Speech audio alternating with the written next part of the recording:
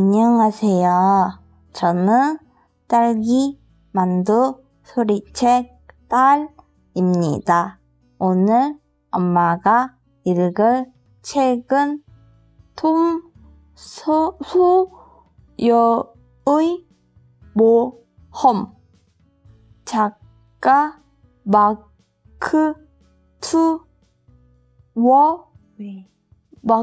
투웨인, 온기니 이화연, 출판사 펭귄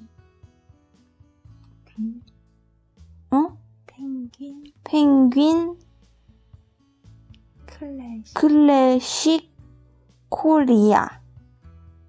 펭귄 클래식 코리아. 낭독을 허락해 주신 출판사 선생님 고맙습니다. 듣고 계신 이모, 삼촌 감사합니다. 구독, 좋아요 꼭 눌러주세요. 사랑하고 축복합니다. 또 만나요.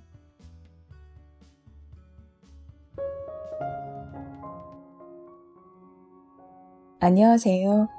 저는 딸과 함께 책 읽는 엄마 소리책입니다. 오늘 제가 읽을 책은 마크 트웨인의 톰 소여의 모험입니다. 출판사는 펭귄 클래식 코리아, 옮긴이는 이화연님입니다. 마크 트웨인, 본명 세뮤얼 랭온 클레멘스, 1835년 미국 미주리주 플로리다에서 태어났습니다. 그가 4살 때 온 가족이 미시시피강 인근의 항구 도시 해니벌로 이사했는데요. 이곳은 훗날 그의 여러 작품의 배경으로 등장합니다.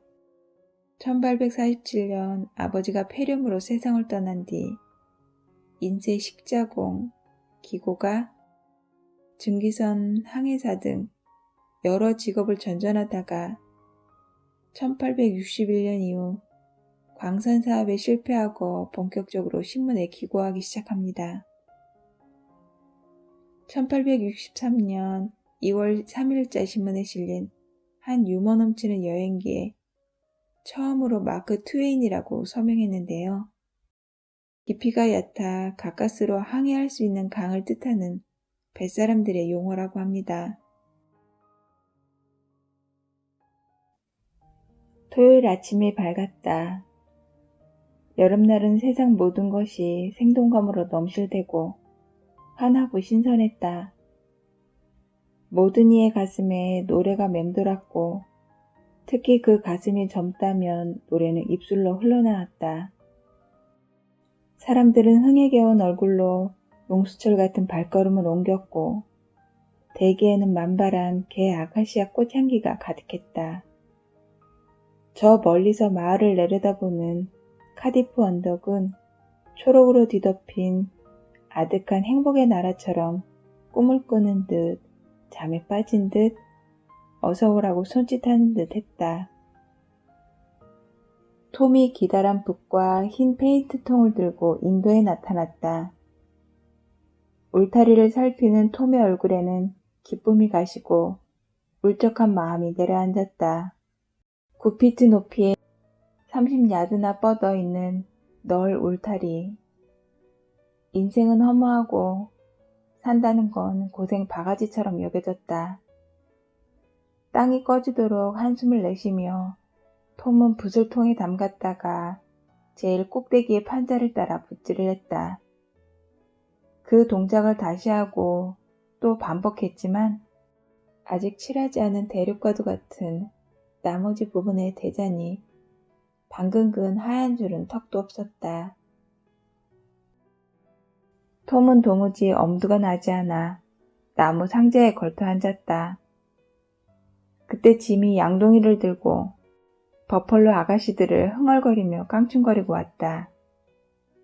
어제까지만 해도 마을 펌프에서 물 길어오는 일이 끔찍한 고역인 줄만 알았는데 지금 보니 그리 나쁠 것도 없어 보였다.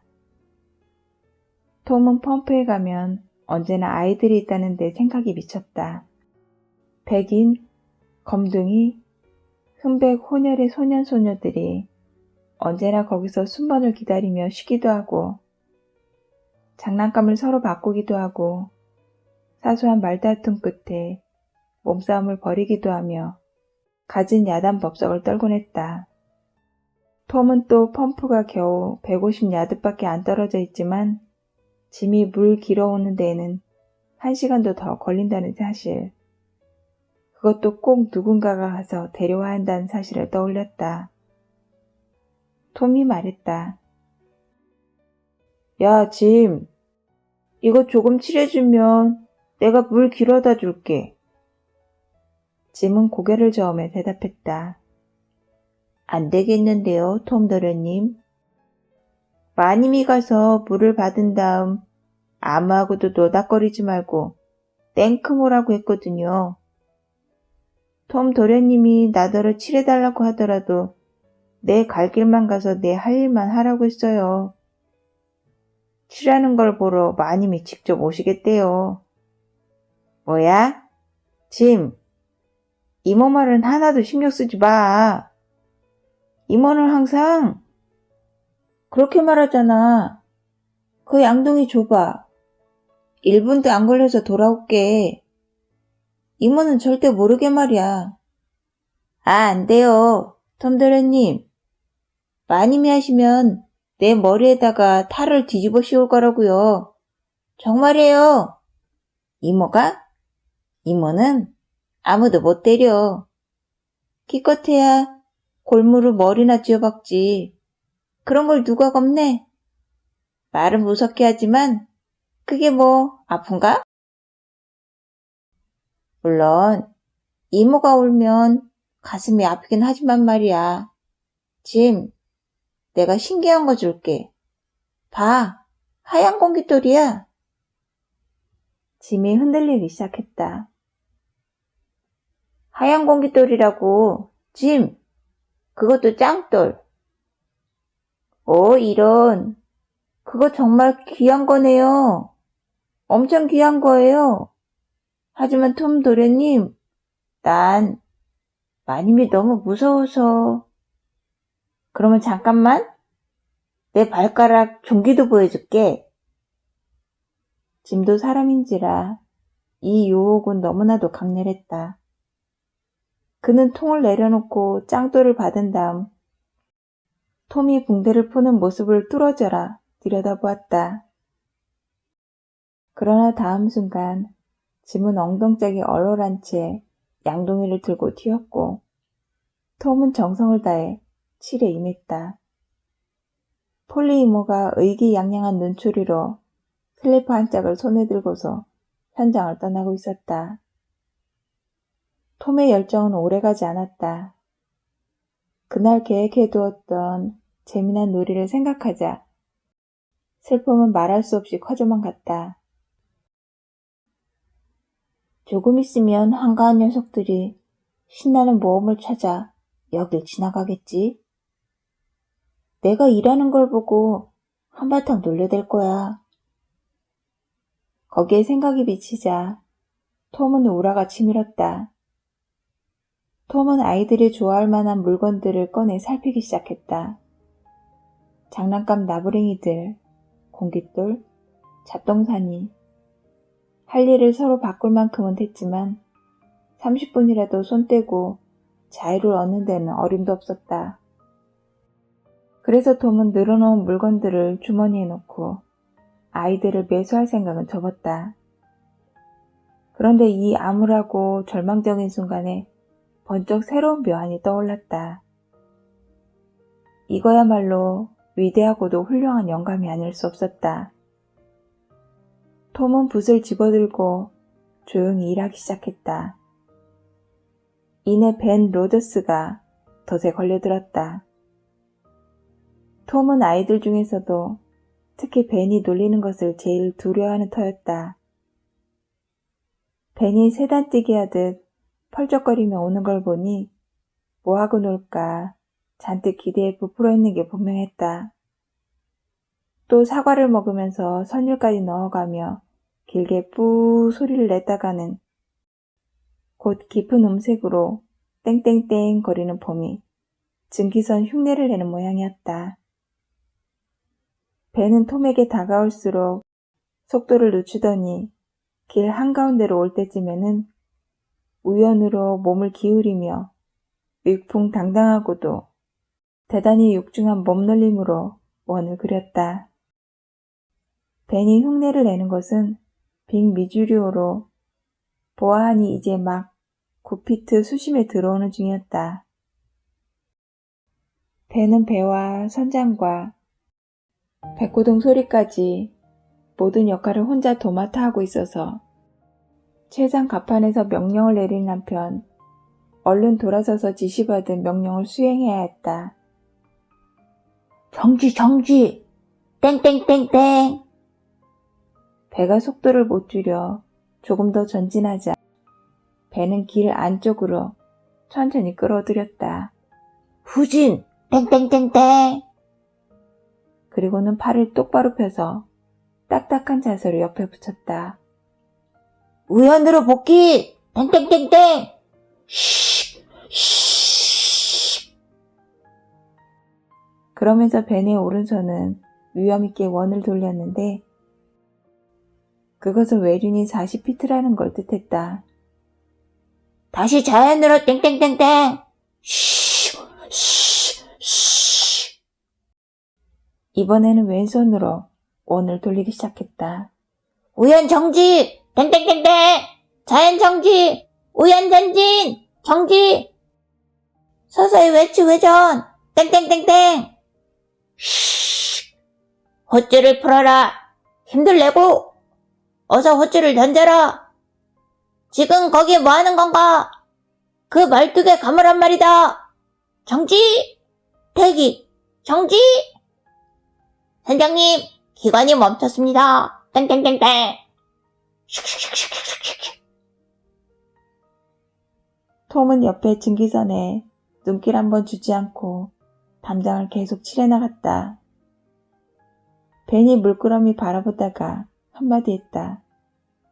야, 너 벌 받는 중이구나. 그지? 대답이 없었다. 톰은 화가라도 된 듯한 눈길로 방금 지나간 붓 자국을 찬찬히 살피고는 다시 한번 붓이라고 또다시 살펴보았다.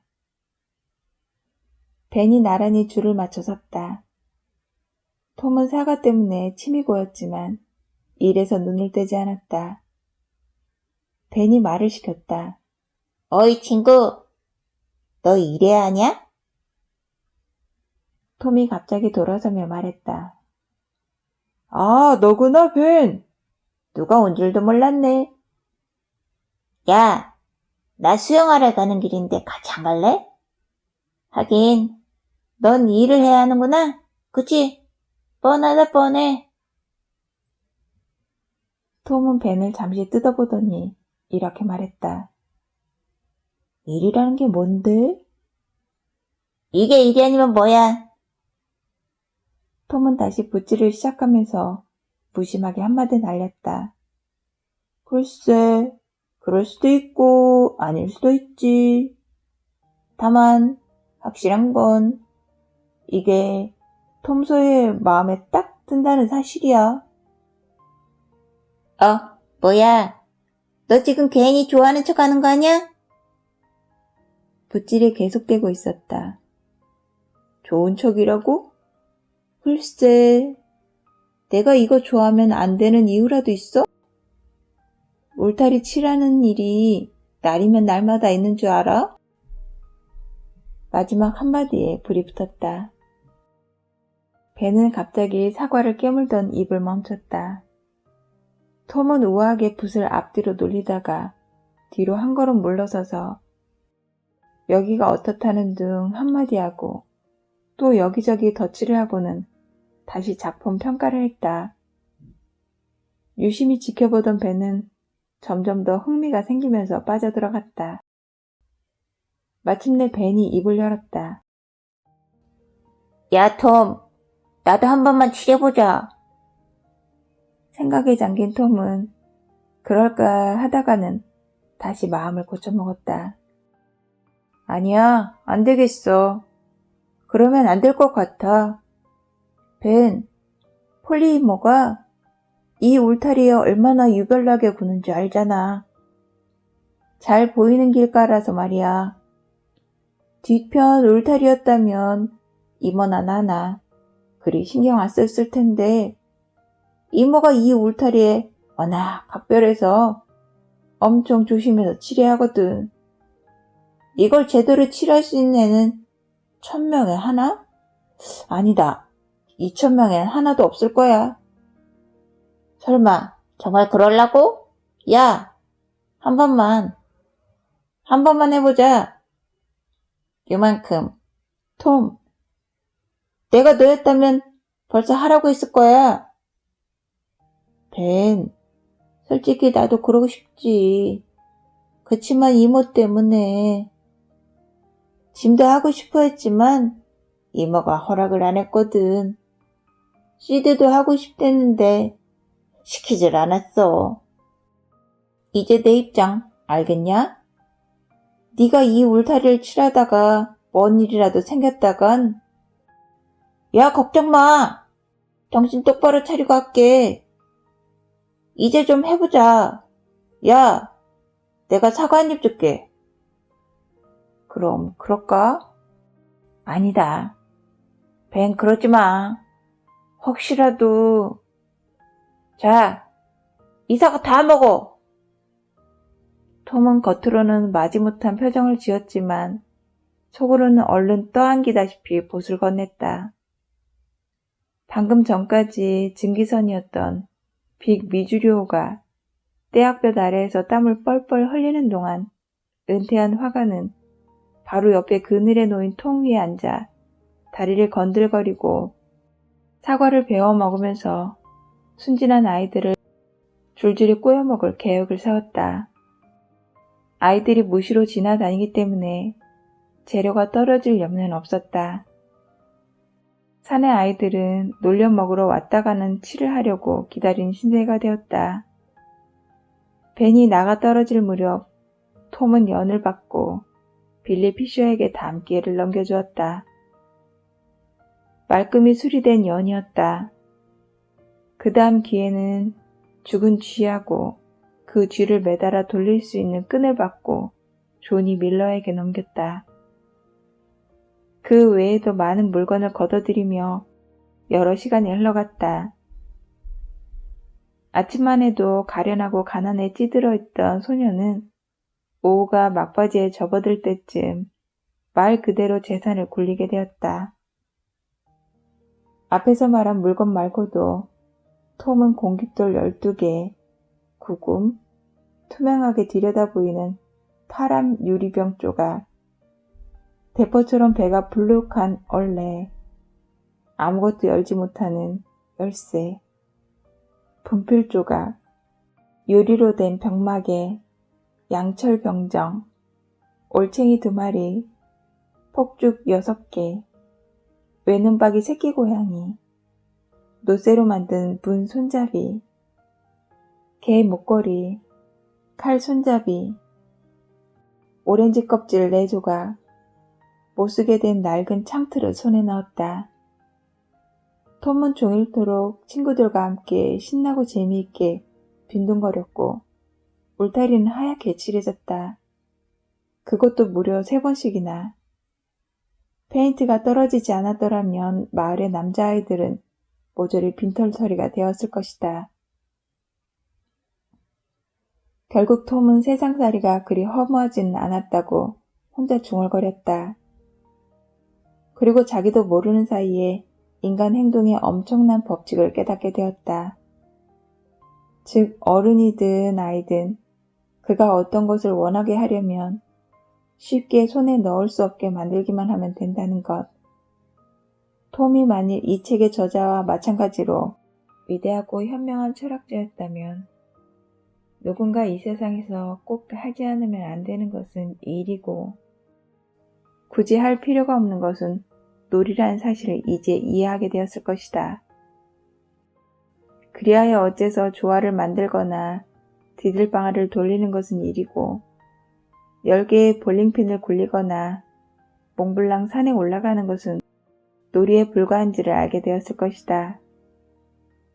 영국에는 단지 비싼 돈을 치러야 한다는 이유 때문에 여름에 말 4마리가 끄는 여객 마차를 하루에 20-30마일이나 타고 다니는 돈 많은 신사 양반들이 있다.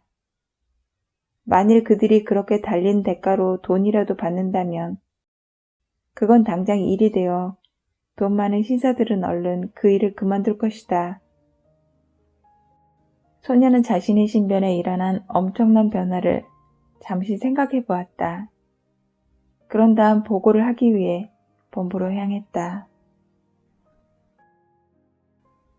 톰이 폴리 이모 앞에 출두했을 때 이모는 아늑한 뒷방에 열린 창가에 앉아 있었다. 그 방은 침실 겸 식당 겸 서재로 두루 쓰이는 방이었다. 꽃향기도 은은한 여름날에 편안히 앉아 뜨개질을 하다 보니 이모는 벌소리를 자장가 삼아 꾸벅꾸벅 졸고 있었다. 무릎에 안겨 잠든 고양이 말고는 아무도 옆에 없었으니 그럴만도 했다. 안경은 안전하게 회색 머리에 걸쳐져 있었다. 이모는 톰이 벌써 도망치고도 남았을 줄 알았다. 그런데 이렇게 겁없이 제 발로 나타나다니 한마디로 놀랄 노자였다. 이모, 이제 나가 놀아도 돼요? 뭐? 벌써? 일은 얼마나 했는데 그래? 다 했어요, 이모. 톰, 나에게 거짓말하지 마라. 난 거짓말이 제일 싫어. 거짓말 아니에요. 정말 다 했다니까요. 그 정도 말로 믿을 이모가 아니었다. 그는 직접 확인하러 나섰다. 톰의 말이 20%만 진실이어도 이모는 만족했을 것이다.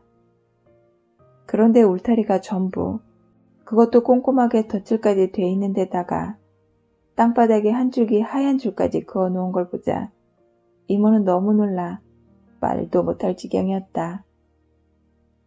이윽고 이모가 입을 열었다. 기가 막혀. 세상에, 믿을 수가 없구나. 톰, 너도 마음만 먹으면 이렇게 할 수 있다니. 여기까지 말했으면 좋았을걸. 그녀는 사족을 달기 시작했다. 하지만 이참에 말아야겠다만 넌 정말이지 마음 한번 먹기가 힘들잖니? 이제 가서 놀아라. 꼭 오늘 안에 들어와야 한다. 안 그러면 혼날 줄 알아. 이모는 톰의 눈부신 업적에 마음이 약해져서 벽장으로 데리고 가더니 제일 좋은 사과를 골라주었다. 그리고는 땀 흘리고 노력하면 죄 짓지 않고도 맛있는 음식이 저절로 찾아온다는 하지 않아도 될 잔소리까지 덤으로 얹어주었다. 그녀가 기쁜 마음으로 성경 말씀을 마칠 무렵 톰은 도넛 한 개를 슬쩍 했다. 그리고 나서 깡충거리며 나오는데 시드가 막 2층 뒷방을 향해 층계를 올라가는 게 눈에 띄었다. 톰은 손에 잡히는 대로 흙덩이를 만들어 집어던졌다. 눈 깜짝할 사이에 흙먼지가 사방에 흩날리면서 시드 주위로 흙덩이가 우박처럼 사납게 흩뿌려졌다. 67개의 흙덩이가 더 날아간 뒤에야 폴리 이모는 놀란 정신을 수습해 구조 출병에 나섰고 톰은 그 길로 울타리를 넘어 뺑소니를 쳤다. 멀쩡한 문도 있었지만 톰은 대개 문을 이용할 정도로 한가하지 않았다. 시드가 검은 실 타령을 해서 곤란에 빠뜨린 걸 갚아주고 나니 마음이 후련했다. 톰은 사건 현장을 피해 외양간 뒤로 이어지는 흙길로 접어들었다. 잠시 후 붙잡힐 염려가 없는 안전구역에 이르자 톰은 마을 공터를 향해 다른 박질 쳤다. 미리 약속한 대로 아이들은 두 패로 나뉘어 전쟁놀이를 하려고 모여 있었다. 한편은 톰이 사령관을 맡고 다른 한쪽은 조 하퍼가 지휘했다. 이 위대한 사령관 둘은 몸소 싸우지 않고 높은 데 함께 앉아서 야전 작전을 지휘했고 명령은 참모들이 전달했다. 격렬하고도 오랜 접전 끝에 톰의 군대가 대승을 거두었다. 그 후에는 전사자를 헤아리고 포로를 교환하고 의견 불일치를 본 조건에 대해 협정을 맺었다. 모든 게 끝나고 나자 군대는 대열을 맞춰 멀어져 갔고 톰은 혼자 집을 향해 걸어갔다. 제프 대처의 집을 지나는데 그 집 뜰에서 처음 보는 여자아이가 눈에 띄었다. 푸른 눈에 긴 금발을 양 갈래로 닦고 하얀 원피스에 수가 놓인 속바지를 입은 귀엽고 사랑스러운 소녀였다. 방금 승리를 거머쥔 영웅은 총 한 방 못 쏘아보고 그 자리에 쓰러져 버렸다. 에이미 로렌스 같은 애는 자취도 없이 사라졌다. 톰은 에이미를 사랑해서 얼이 빠져버렸고 에이미를 향한 자기의 열정이야말로 진정한 숭배라고 여겨왔는데 이젠 그건 덧없고 보잘것없는 한때의 변덕인 걸 깨달았다. 에이미를 차지하려고 몇 달을 벌렀고 그녀가 마음을 고백한 지 일주일도 되지 않았으니까 톰이 세상에서 제일 행복하고 자랑스러운 아이가 된 지 겨우 7날이나 되었을까? 그런데 지금 한순간에 에이미는 볼일을 마친 가벼운 손님처럼 그의 가슴에서 떠나버린 것이다. 톰은 넋을 놓고 이 새로운 천사를 엿보다가 문득 천사가 자기를 봤다는 사실을 알아챘다. 그러자 짐짓 그녀가 거기 있는 줄 몰랐던 것처럼 행동하면서 그녀의 마음을 사고 우쭐거리기 위해 온갖 종류의 말도 안 되는 유치한 행동들을 하기 시작했다. 이 괴상한 짓거리를 얼마나 했을까? 한참 위험한 체조 묘기를 부리던 중 톰은 곁눈질로 이 사랑스러운 소녀가 집으로 걸어가는 것을 알아차렸다. 톰은 소녀가 좀 더 있어주기를 바라며 슬픈 마음으로 울타리에 머물게 됐다. 소녀는 층계에서 잠시 멈췄다가 문을 향해 걸어갔다. 그녀가 문지방을 넘을 때 톰은 땅이 꺼지도록 한숨을 내쉬었다. 하지만 소녀가 사라지기 직전에 울타리 너머로 펜지를 던져주자 톰의 얼굴은 순식간에 밝아졌다. 톰은 한 바퀴를 달려와서 꽃으로부터 1, 2피트 거리에 이르자 뜀박질을 멈추고 손으로 눈에 그늘을 들이운 다음 마치 무슨 재미난 일이라도 벌어진 것처럼 땅바닥을 내려다보기 시작했다. 조금 있다가는 밀집을 하나 집어들더니 머리를 뒤로 젖히고 밀집을 코끝에 올린 후 떨어지지 않도록 균형을 잡았다. 그리고는 온 정성을 다해 옆걸음으로 꽃을 향해 조금씩 다가가더니 이윽고 꽃에 맨발이 살짝 닿자 나긋나긋한 발가락으로 꽃을 집어 올리는 것이었다.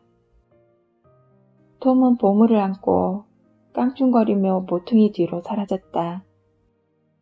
하지만 잠시 후 꽃을 저고리 안쪽에 달고 다시 나타났다.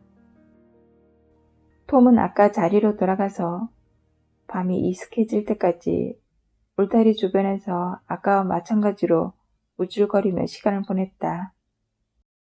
하지만 소녀는 2번 다시 얼굴을 내밀지 않았다. 그래도 톰은 소녀가 자기의 순정을 알아보고 줄곧 창문 곁을 떠나지 않았으리라는 희망으로 스스로를 위로했다. 결국 톰은 가련한 머릿속을 새로운 계획으로 가득 채운 채 마지못해 집으로 돌아갔다. 저녁을 먹으면서도 톰이 내내 들떠있자 이모는 얘가 대체 뭘 먹고 저러나 싶었다. 시드에게 흙을 던진 일로 실컷 야단을 맞았는데도 톰은 개의치 않는 것 같았다. 이모의 코앞에서 설탕을 훔치다가 들켜서 손을 찰싹 얻어맞자 톰이 말했다. 이모, 시드가 걸렸을 땐 이렇게 때리지 않았으면서. 시드가 언제 너처럼 애 먹인 적 있니? 너는 내가 잠시라도 한눈 팔면 그놈의 설탕에 손을 대잖니. 마침 이모가 부엌으로 가자 시드는 면책 특권에 희희낙낙하며 설탕 단지에 손을 뻗었다. 나 보란 듯한 그 행동에 톰은 거의 참을 수 없는 지경에 이르렀다. 그런데 시드의 손가락이 미끄러지면서 단지가 떨어져 그만 박살이 나고 말았다. 톰은 날아갈 듯이 기뻤다. 너무 기쁜 나머지 혀를 놀리지 않고 조용히 있을 생각까지 다 했다. 아무 말도 하지 않고 있으리라. 이모가 들어와도 아무 일도 없었던 것처럼 얌전히 앉아있으면 누구 짓이냐고 이모가 묻겠지? 그때 일러바쳐서 저 얄미운 얌전이가 야단 맞는 걸 보는 것처럼 신나는 일은 세상에 다시 없을 거야. 이모가 돌아와 산산조각이 난 설탕 단지를 내려다보며 안경 너머로 분노의 불길을 쏘아붙일 때 톰은 너무 좋아서 몸이 들썩거렸다. 드디어 올 것이 왔구나. 그러나 다음 순간 톰은 바닥에 사지를 뻗고 엎드려 있었다. 무시무시한 손바닥이 다시 그를 향해 들린 순간 톰은 소리를 질렀다. 잠깐만! 이모! 왜 날 때려요? 시드가 깼는데? 폴리 이모는 당황해서 손을 멈췄고 톰은 이모가 곧 자기를 불쌍히 여기사 치유해주기를 고대했다. 그러나 제정신을 차린 이모는 이렇게 말할 뿐이었다. 어라, 뭐? 어차피 맞아야 할 매 아니니? 내가 없는 틈에 또 얼마나 뻔뻔한 장난을 했을까? 맞아도 싸지. 말은 그렇게 했지만 양심의 가책을 느낀 이모는 뭔가 부드럽고 사랑이 넘치는 말을 해주고 싶었다. 하지만 그렇게 하면 자기가 옳지 못했음을 스스로 인정하는 거라고 판단되어 엄격한 교육 방침상 그러지 않기로 했다. 그래서 이모는 입을 다물고 불편한 마음으로 자기 일을 하러 갔다. 톰은 골이 나서 보란듯이 침통한 표정을 지은 채 구석에 처박혀 있었다. 이모가 마음속으로는 자기한테 무릎 꿇었다는 걸 알 수 있었다. 그래서 언짢아도 그 생각으로 마음을 달랬다. 아무 내색도, 누구를 아는 척도 하지 말아야지. 이따금씩 아른거리는 눈물 사이로 자기를 불쌍하게 쳐다보는 시선을 느꼈지만 모른 척했다. 그리고는 머릿속으로 자기가 아파서 죽어가는 모습을 그려보았다. 이모는 머리를 수그리고 단 한마디라도 용서의 말을 간청하겠지. 하지만 나는 벽으로 얼굴을 돌리고 아무 말 없이 죽어가리라. 아, 이러면 이모 심정이 어떨까? 또 강에 빠져 죽어 실려오는 자신의 모습을 상상했다. 곱슬머리는 젖었겠지만 이 쓰라린 가슴은 평온을 되찾겠지.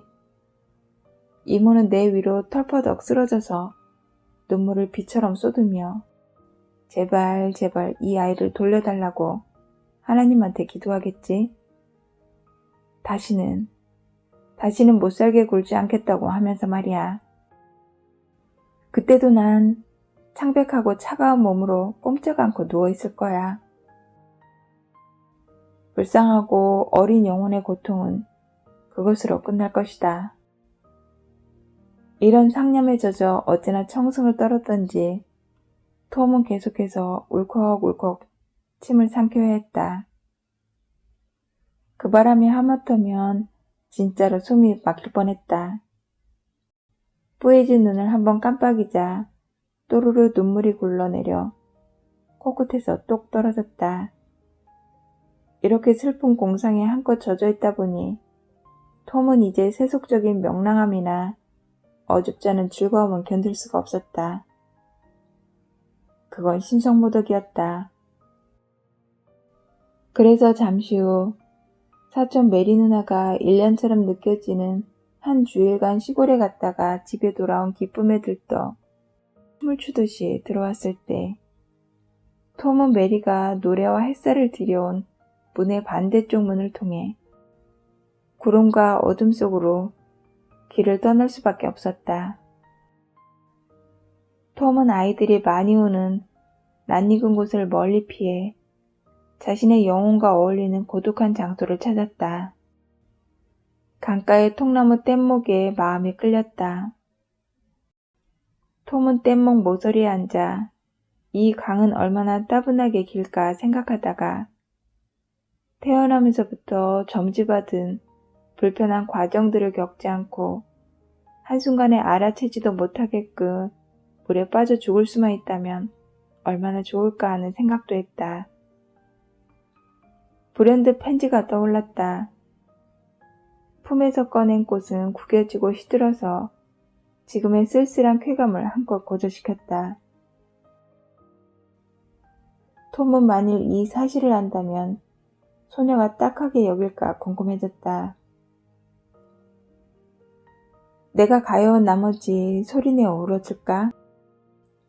그리고 내 목에 팔을 두르고 간절한 마음으로 위로해줄까? 아니면 이 무의미한 세상처럼 차갑게 돌아설까? 이런 장면을 상상하자 고통스러우면서도 묘하게 즐거워져 톰은 두고두고 그 생각을 하며 이런저런 각도로 상상을 펼쳤다. 하지만 결국은 그것도 시시해져 버리고 말았다. 마침내 톰은 한숨을 쉬면서 일어나 어둠 속을 걷기 시작했다. 9시 반에서 10시쯤 톰은 인적이 끊긴 길을 따라 숭배하는 그녀의 집 앞을 향해 다가갔다. 잠시 걸음을 멈추고 귀를 기울여 봤지만 2층 창의 커튼에 어슴푸레한 촛불 그림자가 드리워졌을 뿐 아무 소리도 들리지 않았다. 저곳에 성스러운 그녀가 있을까? 톰은 울타리를 타고 넘어 요리조리 수풀을 헤치며 창문 아래까지 갔다. 그리고는 감정에 사무쳐서 오래도록 창문을 올려다보다가 바로 아래 땅바닥에 등을 대고 누워 가련하게도 시든 꽃을 감싼 채 두 손을 가슴 위에 올려놓았다. 이대로 죽어버릴 거야. 이 차가운 세상에 정처 없는 머리를 누울 은신처도 없이 마지막 식은땀을 닦아줄 다정한 손길도 없이 마지막 고통이 찾아올 때 몸을 수그리고 딱하게 들여다봐줄 사랑하는 사람도 없이 그녀는 환한 아침이 되어 창밖을 내다보고서야 나를 발견하겠지. 아, 과연 그녀는 생명이 꺼진 이 불쌍한 몸뚱이 위에 한 방울 눈물이라도 흘릴까? 영리하고 젊은 생명이 이처럼 무참히 쓰러진 것을 때에 이르게 꺾인 것을 보고 작은 한숨이라도 내쉴까? 창문이 열렸다. 귀에 거슬리는 하늘의 목소리가 성스러운 고요를 깨트리면서 난데없는 물벼락이 되다가만 순교자의 몸에 떨어지고 말았다. 익사할 뻔한 우리의 영혼은 용수철처럼 튀어올라 회생의 콧바람을 내뿜었다.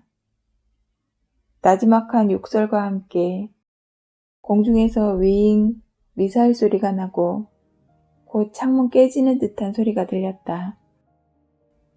곧이어 작고 희끄무레한 형체가 울타리를 타고 넘더니 어둠 속으로 쌩하니 사라져버렸다. 그로부터 얼마 뒤 잠자리에 들기 위해 옷을 모두 벗은 톰이 흠뻑 젖은 옷을 호롱불에 비춰보고 있을 때 시드가 잠에서 깼다. 시드는 한마디 하고 싶었지만 톰의 눈빛이 너무 흉흉해 보여서 그냥 얌전히 입을 다물었다. 톰은 성가시게 기도까지 하는 괴로움은 생략한 채 자리에 들었고 시드는 형이 기도도 안 하고 자는 걸 속으로 새겨두었다.